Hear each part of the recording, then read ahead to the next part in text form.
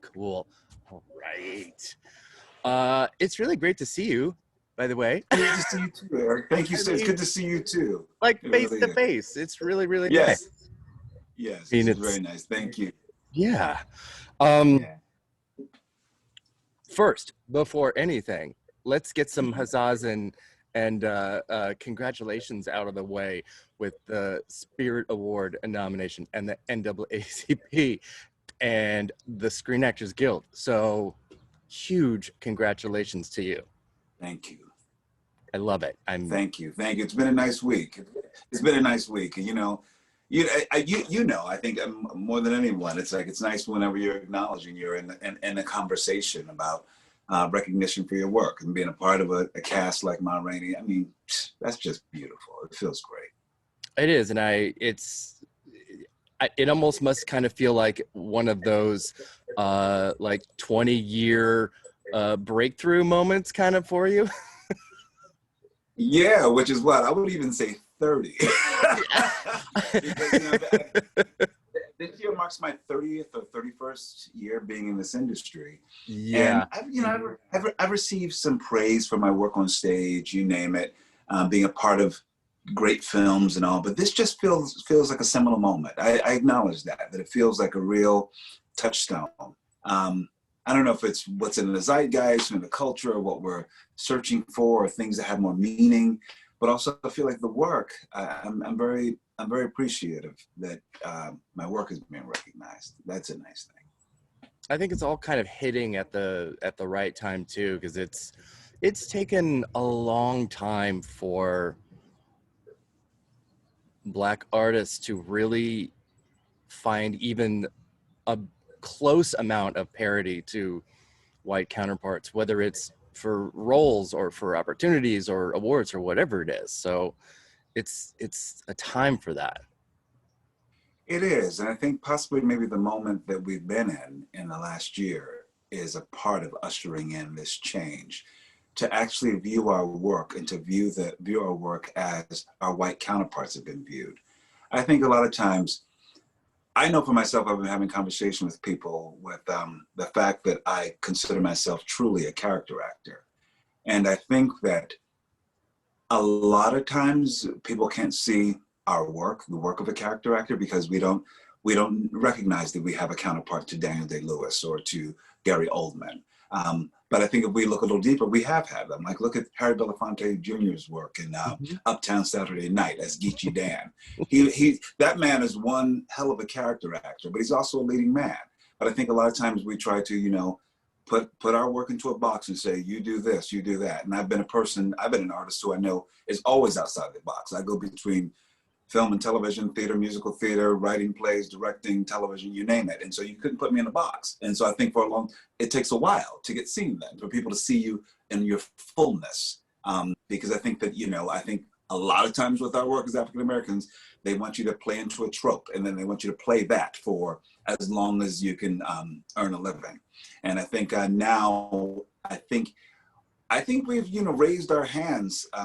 And I love a film like Ma Rainey, who is really asking for representation to be seen in her fullness. And I think that we're hopefully getting our white counterparts in the industry to see it, whether it's critics, whether it's producers, whether it's directors, members of organizations that bestow awards and things like that. It's a wonderful moment, and I hope it continues. I really hope it continues, and it's not just a flash in the pan.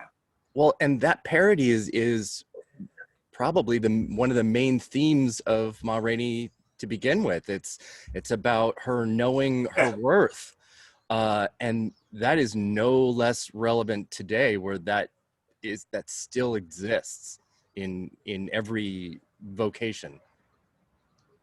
Yeah. And Eric, that is something, I know that I've heard Viola speak about it a lot, even as a woman in her position, that she's still asking for her worth.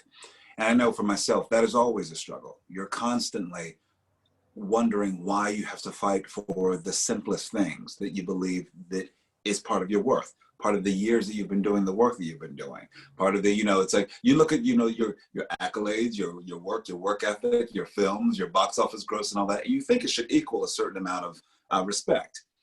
but constantly, I think we as African Americans are constantly pushing and pushing and pushing the systems that want to always offer us much less than our worth. I can honestly say that the Netflix offer for Ma Rainey's Black Bottom was probably one of the first respectful offers that has come in my 30 years, because truly they came in way respectful of my work, what I bring, in every single way. I didn't have to fight anything. You were like, oh, Denzel Washington producing and Netflix, you know what I mean? It's like, so at people, and George Wolfe directing, they're like, make sure you give him his worth. I believe that was part of the conversation, and for all of us that were part of it. I think so too. I absolutely think that. Let's talk a little bit about Ma Rainey. It's a phenomenal film, and I love Cutler. He's a band leader, but he is also a mediator. He's a little bit of a dad. He's a little bit of everything. And I think the thing that you bring to it is kind of the same thing you bring to most of your roles, and that is a level of grace and just understanding exactly what that role is. Can you talk a little bit about just Cutler and working with, obviously, Chadwick Boseman and Glenn Turman and everybody? You know what? I was able to examine Cutler as someone who understands all the systems that are at place, and he has to code switch all day long. All day long, from the moment they are just coming through from the subway to get to the recording studio, how he impresses upon the world being a leader, but also trying to be invisible. He's not trying to get into any trouble. He's trying to make sure his band gets from one location to the next. And then he has to deal with the agent and the producers immediately. So he has to code switch and see how he knows his power as a band leader, but he has to be deferential as well to the white systems that are at play. And then he has to be Ma's proxy when she's not in the room with the members of the band. So he is one of the men in the band, yet still he has to exert Ma's influence even when she's not in the room. And also he's the only person who can actually have a real one-on-one conversation with Ma, because Ma has given him power, and basically he respects her for that. He's part of Ma's system within this whole ecosystem, so it's like, so he exerts his power because Ma has given it to him. He does not have it in the world otherwise, but this Black bisexual woman has given it to him in this system, and he has agency. So I think that he's navigating some tricky, trepidatious territory, especially on this one day with Ma Rainey's Black Bottom. And that was something I know that there's very conscious decisions on the way he moves through space when he's just with the band and then suddenly turns around and Jeremy Shamless's character is in the room, and how I try to make my 6'2" body into something that is a bit more, presentable for him. So he knows it's not a threat. He's got some questions, but there are slight things that happen within Cutler's voice that changes to make sure that he knows that this man has the power in some way. So it's a tricky, tricky dance. And to be honest, I have understood that dance. Of course I have, as an African-American man in America. That's the dance that we all have. And a lot of times we're code switching and we don't even know that we are. I think that as I've gotten older, I've gotten even more grounded in exactly who I am and what my operating systems are and how I navigate space.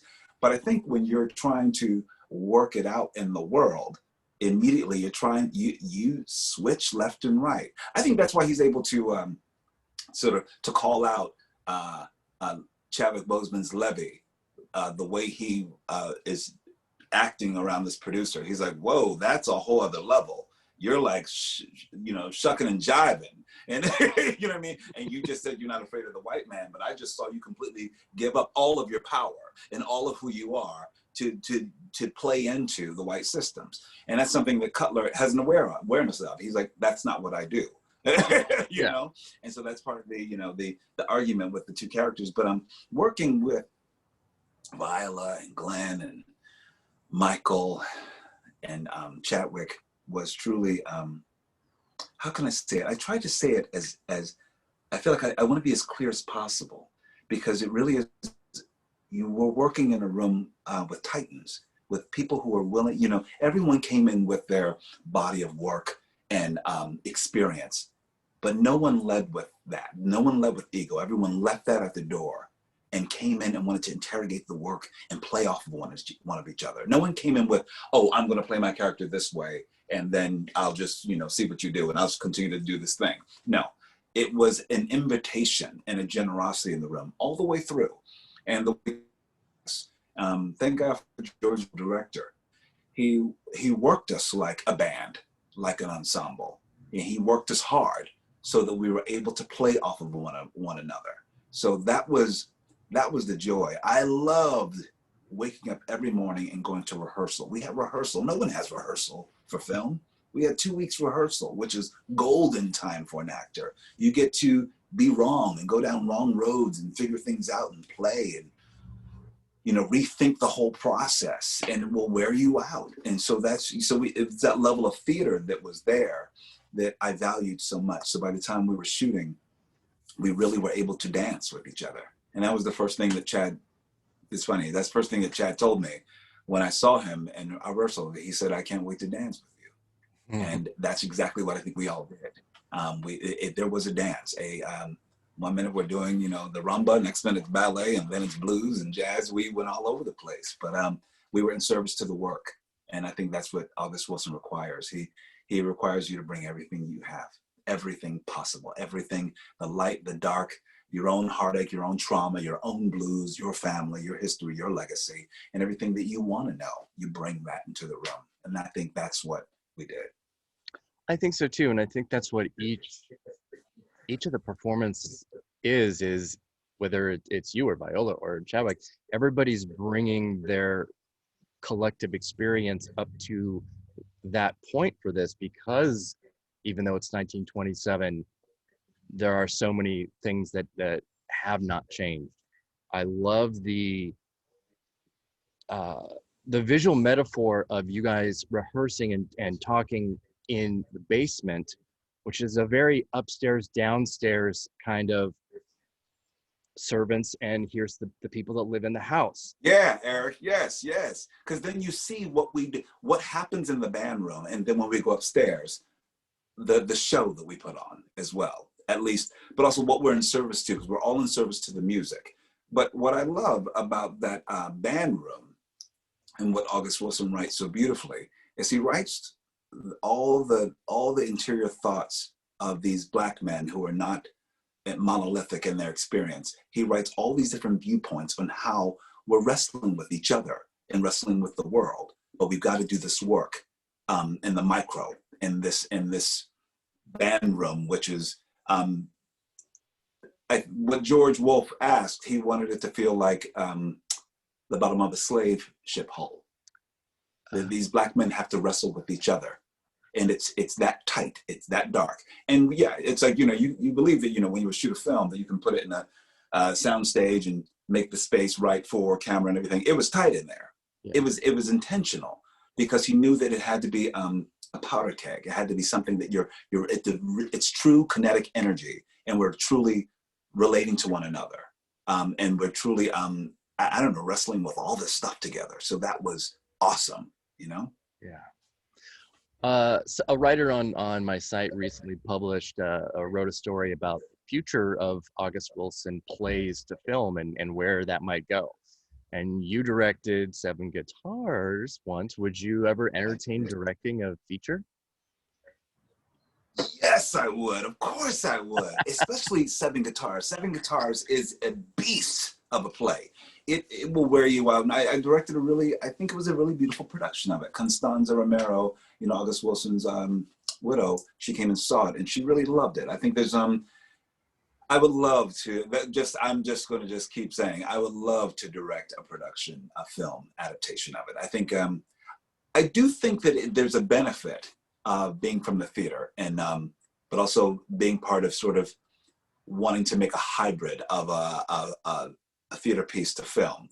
I think it does take the experience of people who understand both mediums. Mm-hmm. I think that there's a benefit to that, to lean into that, which is what I believe George Wolfe did, you know?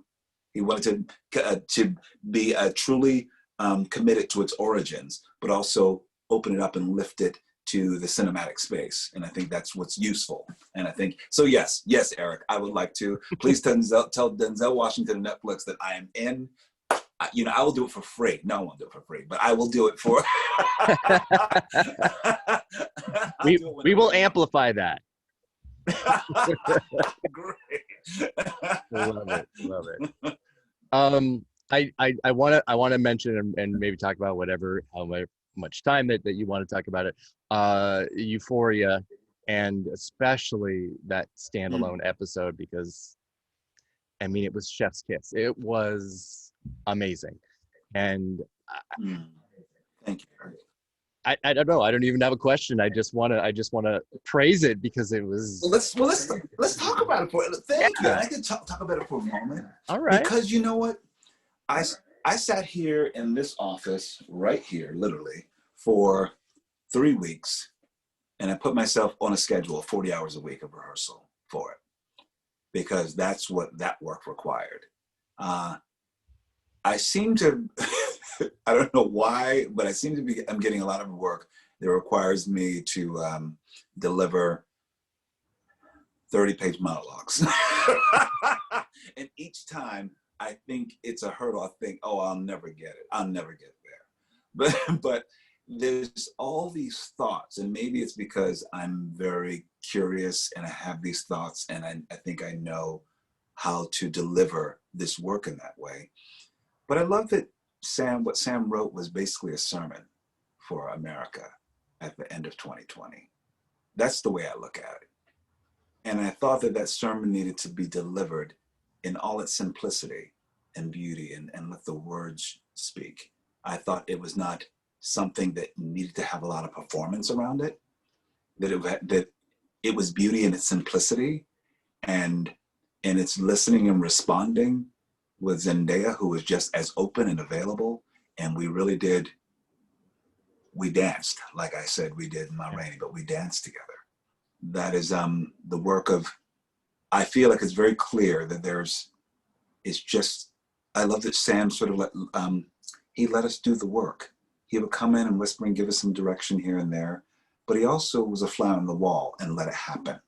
The biggest takeaway from me with that episode is, I guess, what we hope we can do as artists, is when I hear messages from people on Twitter or something, and they say something like, you really helped me in this moment in my life. You helped me understand my son's addiction, disease. You helped me go through another day. Especially, it came out right at the holidays, which is the worst time for everyone, especially at the end of 2020. I think it was so needed, and I feel very happy that I was a part of that conversation and giving, almost like really reaching a hand out to somebody, saying, I'm here with you and we want to get through this together. So I feel, when I tell you I've had my share of blessings in my career, that's one of the greatest ones, is that episode. Yeah.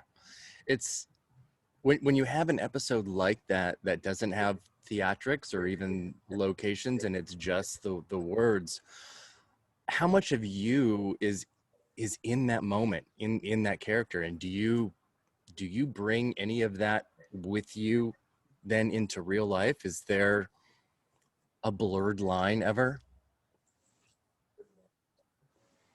You know what, that's very interesting. Someone asked me, actually, Lakeith Stansfield asked me, he asked me on this platform called, it's a chat thing. Clubhouse? But he asked me, Clubhouse. He asked me how much of that was me, because there was a blurred line, he believed. And I said, well, the part of me is that one who listens to my loved ones when they're struggling. I know that I do have that ability, that people tell me everything. People tell me every private single thing, and I hold space for them. And I'm able to do it without judgment. I've always said, I'm probably one of the least judgmental people that I know, because I feel like I'll just take you as you are. and give you that space to work that stuff out. So that part of myself I know is in Ali, where he can just watch and listen and respond. And respond that's not about him. You know what I mean? I feel like that's the beauty of Ali. He's like, I'm going to let this person be in their truth. And that's what I'm holding space for. I have learned from Ali to do that even more so, to be a bit more generous.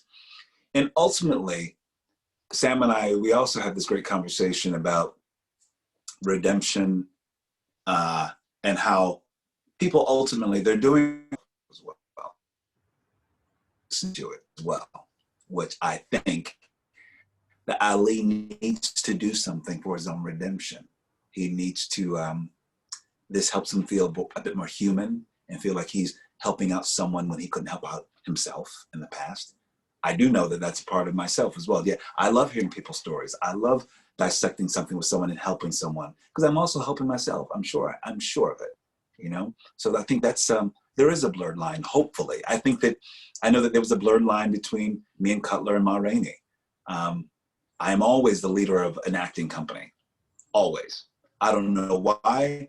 There are times when I'm like, oh, I don't want to be the leader of this. I don't want to be the equity deputy. But somehow, in order to get things done, I step up, and I'm the one to talk to producers. I'm the one to talk to, the first ADs. It's always me. And so I've recently decided to just lean into that. That's my role. And so I know that there is a blurred line. Hopefully, with all characters that you play, that you give some of yourself in some way. Yeah, I think so. It feels like it must be that. I think you're probably one of the busiest working actors and slash everything right now. When I see what you have coming and what you're doing right now, it just kind of blows my mind. And I've been rewatching some of the Bottomless Brunches, which I love. And great. Oh my God, they're so fun. And I may be a little bit biased, but the Barry the one is really funny. Yeah, see, that's because it's so Barry and Lulu, isn't it? Yeah. Because we both are friends with them, and we know that that's like going to their house, where it's like you come over and it's like it's going to be a great afternoon. Getting to it may be part of the journey. Like, oh, I'm not ready yet. The dog's here, the food's here, etc. But once you get there, it's like chef's kiss. It is. And speaking of, I was talking with Barry earlier this week, and so he told me to give you a message, and I will quote it as close as I can to him, and it's, I hope it's a boy. I don't. That's, oh my. He always, I swear to God, I get messages from, it's like, it's going to be something that we live with for the next 30 years of our life. But he will give a message to someone and they always give the same message. That's great. It's hilarious. I should have known by now that that's exactly what the message would have been. But it's always a surprise. Like, oh, maybe Barry said something sweet, That's my brother. I love that guy. Oh man, he's so funny. Yeah, speaking of all of the things that you're doing, you've got Fear the Walking Dead coming back in April. And I didn't know this, but you're the only actor from the Walking Dead universe that's directed episodes of the show. Yeah, I think, up until, I was until Lenny James just directed an episode last season, but I was the only one for a long time. I was the first one. Yeah. And that was through Gail Ann, that was because of Gail Ann Hurd, who has, been such a champion of, wonderful, great directors. But not to say I'm a wonderful, great director, but she has championed many directors. But Gail Ann Hurd, she saw a production that I directed at the Geffen Playhouse years ago called Barbecue. And she looks at me, because I took her as my date, and she looks at me, she said, you should direct for the show. Have you thought about directing television? And at the time I didn't.